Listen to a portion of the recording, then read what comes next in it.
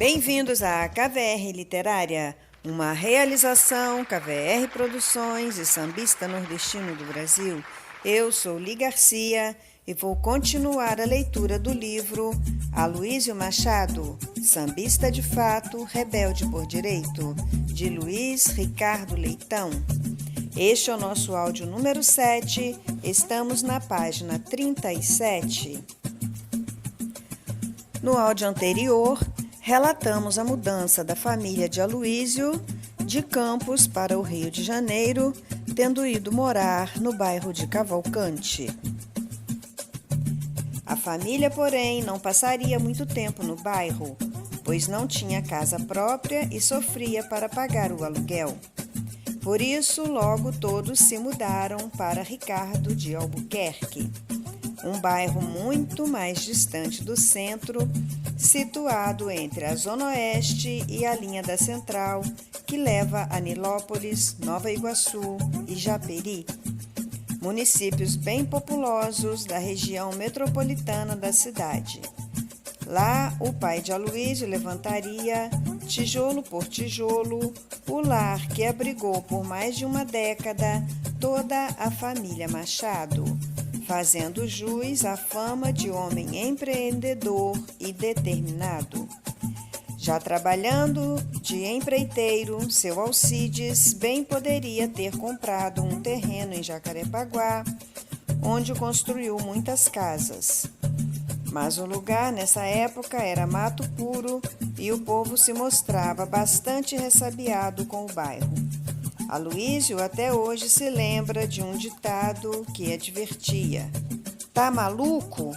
Vai para Jacarepaguá."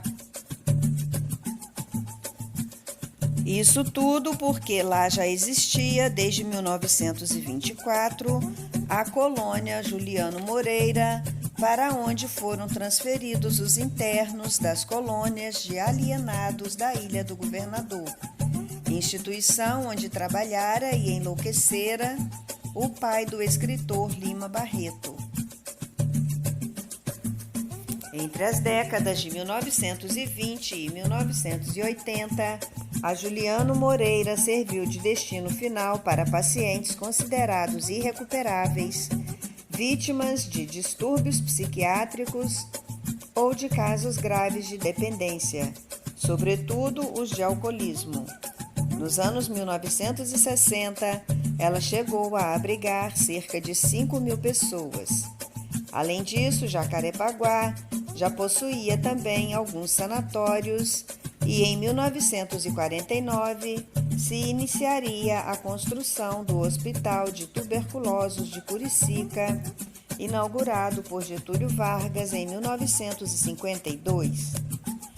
A solidão e o recolhimento daqueles ermos, por certo, explicariam por que o dinâmico empreiteiro Machado, na hora de construir sua casa, deixou de comprar um terreno bem mais barato em Jacarepaguá e preferiu fazê-lo em Ricardo de Albuquerque, pagando a quantia de 20.000 réis. Ali, nenhum curso d'água cruzaria suas vidas, mas o trem voltaria a ser uma referência emblemática na vida da família. Como era comum nos subúrbios cariocas, Ricardo era dividido pelos trilhos do ramal ferroviário de Japeri. Em torno da estação, inaugurada em 1º de julho de 1913, espraiavam-se ruas e casas modestas que ainda guardavam lembranças dos tempos em que o lugar se chamava Parada Sapopemba, quando só havia fazendas e chácaras, pouco a pouco loteadas, para a abertura de vias e conjuntos proletários, como se dera em 1935 com o projeto da Vila Nossa Senhora de Pompeia, aprovado pelo prefeito Pedro Ernesto. Foi exatamente nesse loteamento que seu Alcides viria a erguer a futura moradia dos Machado. Até hoje permanece viva na memória de Aloísio a casa de estuque que o pai levantou em um lote da Vila Pompeia, mais para dentro do bairro.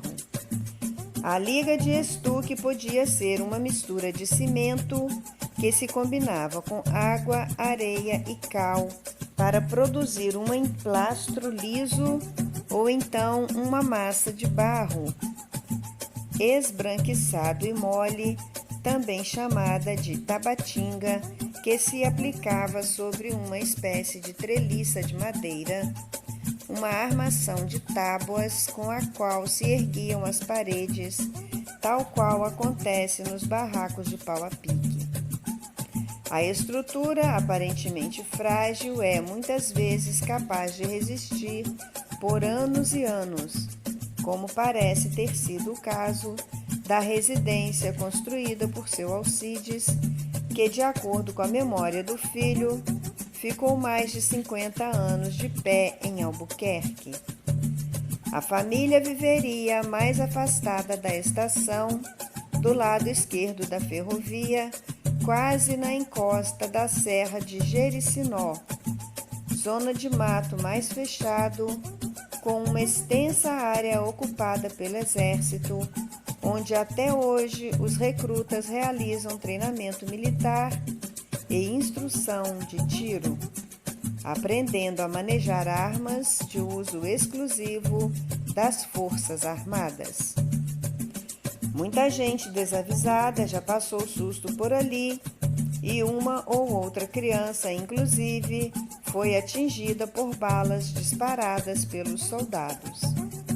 Para ir até a escola ou a estação da central, era preciso caminhar mais de 1,5 km. Uma jornada árdua, não apenas para os menores que iam estudar, mas também para boa parte dos adultos que dependiam do trem para trabalhar. Do outro lado, à direita da linha férrea, as ruelas perdiam-se em direção a Anchieta, rumo a Pavuna, ou desciam até Guadalupe, naquela faixa que se espreme entre a Avenida Brasil e a Estrada do Camboatá. Sob o signo da Estrada de Ferro, o clã Machado, enfim, haveria de prosperar. Comida, por exemplo, nunca faltou para as 9 bocas da casa. Na horta que Dona Maria mantinha na parte de trás do terreno, sobravam legumes e verduras para incrementar o almoço e a janta de todos. Com uma ponta de saudade, o sambista Aloísio conta que o café daquele tempo ainda era coado no saco, servido com batata doce ou inhame. Do alto de seus 75 anos, o compositor fica até feliz por ter sido alimentado assim. A idade chegou e ele não está com medo de nada. A despeito da dieta etílica cumprida em meio a incontáveis rodas de samba e tantos anos de boemia, ele ainda conserva o mesmo porte elegante da época áurea de dançarino nos salões do Rio e São Paulo. E faz questão de frisar que na sua infância em preto e branco não havia essa tal fast food dos McDonald's da vida, um tsunami de calorias que aflige as mulheres mais jovens de 18, 19 ou 20 anos, sempre preocupadas com a terrível gordura localizada que teima em aparecer nas costas, na barriga e nas coxas, embotando o desenho delicado do corpo ondulado das sereias. As pessoas comiam, era comida pura mesmo. Para quem tinha quintal, como a sua família, a mesa nunca ficava vazia. Havia de tudo um pouco. Couve, alface, tomate, tudo bem fresquinho, sem nenhum agrotóxico. Até feijão se plantava nos fundos da casa de estuque. O frango se pegava no próprio galinheiro, livre de hormônios. E, já que não existia geladeira, quando se matava um porco, a carne era enfiada no latão de banha para se conservar. Muita gente boa, como o escritor paulista Inácio de Loyola Brandão, ainda se lembra dos seus avós à beira do fogão de lenha, fritando ovos e linguiça suína, banhada naquela massa branca e gordurosa, hoje banida pelos nutricionistas. Não havia tampouco óleo industrializado de semente transgênica. Dona Maria cozinhava com a famosa gordura de coco carioca, produto que marcou época no imaginário dos brasileiros, com anúncios elegantes nos bondes e nas revistas nacionais. Aqui terminamos o título 2. Estamos na página 40. Até o próximo áudio.